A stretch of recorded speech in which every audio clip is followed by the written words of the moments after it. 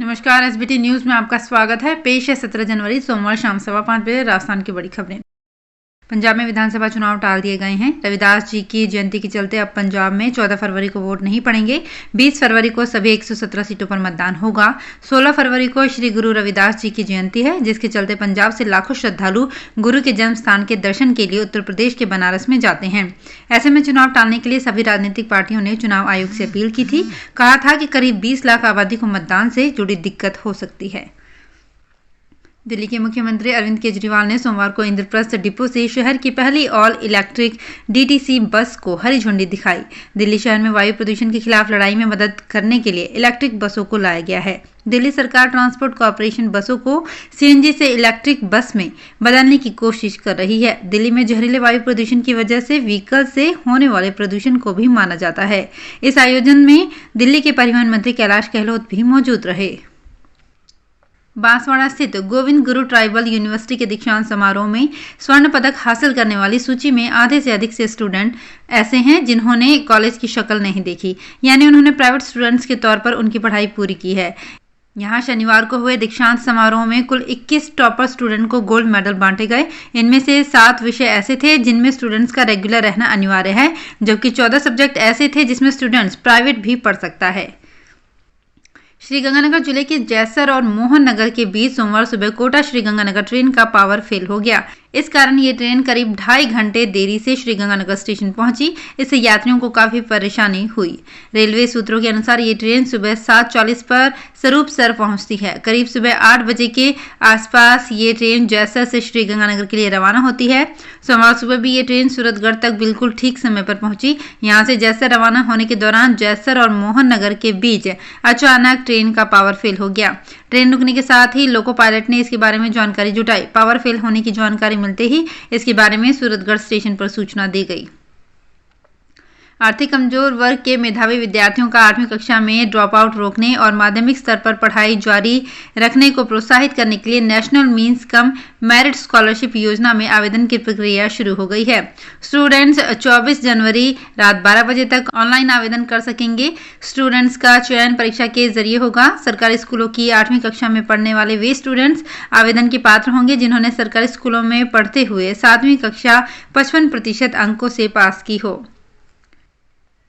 Corona के नए variant Omicron को हराने के लिए पुणे की जिनोवा बायोफार्मास्यूटिकल्स में एक नई तरह की वैक्सीन तैयार की गई है। ये एक वेरिएंट स्पेसिफिक वैक्सीन है, यानी ये विशेष रूप से ओमिक्रॉन को टारगेट करेगी। इसके ह्यूमन ट्रायल जल्द ही शुरू होंगे। इससे पहले कंपनी डेल्टा वेरिएंट के लिए भी ऐसी ही वैक्सीन बना चुकी है। ये देश की पहली मैसेंजर आरएनए टेक्नोलॉजी पर आधारित वैक्सीन है। हालांकि अभी इसे सरकार से मंजूरी मिलना बाकी है।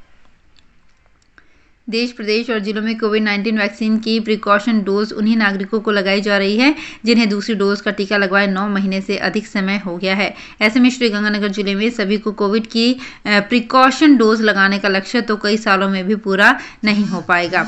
श्रीगंगानगर जिले में करीब 15 लाख नागरिक ऐसे हैं जिन्हें वैक्सीनेशन के लिए चिन्हित माना गया है। इसमें से बीते 1 साल के दौरान 14,56,000 लोगों को पहली तथा अब तक 10 लाख लोगों को ही दूसरी डोज लगी है। इनमें भी अधिकांश ऐसे लोगों की संख्या है जिन्होंने 4-5 माह पहले ही दूसरी डोज लगवाई है। अभी आने वाले समय में 5 लाख लोगों को दूसरी डोज लगाई जानी है। उसके 9 माह बाद उन्हें प्रिकॉशन यानी कि बूस्टर डोज लगाने का नंबर आएगा। देश में 15 से 17 साल के बच्चों की वैक्सीनेशन की शुरुआत के बाद अब 12 से 14 साल के बच्चों को भी कोरोना वैक्सीन लगाई जाएगी। कोविड-19 पर बने national technical advisory group on immunisation के चीफ डॉक्टर NK अरोड़ा के अनुसार मार्च से इन बच्चों को वैक्सीन लगेगी। फिलहाल देश में कोरोना की तीसरी लहर थमने का नाम नहीं ले रही है। बीते 24 घंटे में 2,58,089 नए कोरोना संक्रमित मिले हैं। मीडिया से बातचीत में अरोड़ा ने बताया कि देश में अब तक 15 से 17 साल के 3,31,00,000 बच्चों को वैक्सीन की पहली डोज लग चुकी है।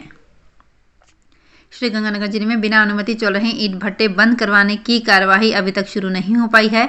हनुमानगढ़ स्थित राजस्थान राज्य प्रदूषण नियंत्रण मंडल के क्षेत्रीय कार्यालय ने दिसंबर माह में जिले में अवैध रूप से चल रहे 49 ईंट भट्टों को बंद करने के निर्देश दिए थे। करीब 2 सप्ताह बीत जाने के बाद भी अभी तक कार्यवाही के नाम पर कुछ नहीं हुआ है। ये हालात तब हैं जब इस मामले में सुनवाई के दौरान दिल्ली स्थित नेशनल ग्रीन ट्रिब्यूनल नाराजगी जता चुका है। हनुमानगढ़ स्थित राजस्थान राज्य प्रदूषण नियंत्रण मंडल के क्षेत्रीय अधिकारी अमित सोनी ने बताया कि उन्होंने श्रीगंगानगर जिले में बिना अनुमति चल रहे 49 ईंट भट्टों को बंद करने के निर्देश संबंधित एसडीएम को दिसंबर माह में दिए थे। श्रीगंगानगर में वीकेंड कर्फ्यू के बाद सोमवार सुबह शहर के बाजार तो खुले, लेकिन बढ़ते कोरोना संक्रमण और हाड़ कंपाती सर्दी के कारण दोपहर तक अधिक चहल पहल दिखाई नहीं दी। दुकानों प्रतिष्ठानों पर बैठे व्यापारी भी सर्दी से बचाव का जतन करते दिखाई दिए। साथ ही ये चर्चा भी होती रही कि यदि कोरोना संक्रमण यूं ही बढ़ता रहा तो आगामी रविवार से पहले ही लॉकडाउन लग सकता है। गोल बाजार में ग्राहक ना के बराबर ही दिखे, अन्य बाजारों में भी रौनक कम ही रही। रविवार को जन अनुशासन कर्फ्यू का तो जनता ने ठीक ठाक पालन किया। दवा, दूध और सब्जी को छोड़कर सभी दुकानें बंद रही। सर्दी अधिक होने के कारण भी लोगों ने घर से बाहर निकलना मुनासिब नहीं समझा।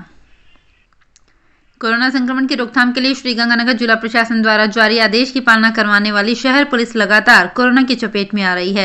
अनेक पुलिस अधिकारी और कर्मचारी कोरोना संक्रमित होकर स्वस्थ होकर थानों में ड्यूटी पर लौट आए हैं, जबकि जवान संक्रमित होने का सिलसिला जारी है। जानकारी के अनुसार जवाहर नगर पुलिस थाना में पिछले दिनों कई कर्मचारी कोरोना की चपेट में आ गए। 2 कर्मचारी स्वस्थ होकर लौट आए हैं, जबकि 2 अभी भी स्वास्थ्य लाभ ले रहे हैं। कोतवाली पुलिस थाना क्षेत्र की बस स्टैंड पुलिस चौकी के 2 जवान कोरोना की चपेट में आ गए। तो फिलहाल इस बुलेटिन में इतना ही। फिर हाजिर होंगे कुछ और बड़ी खबरों के साथ। एसबीटी न्यूज के और भी वीडियोस को देखने के लिए हमारे चैनल को सब्सक्राइब करें और नोटिफिकेशन पाने के लिए बेल आइकन को प्रेस करें।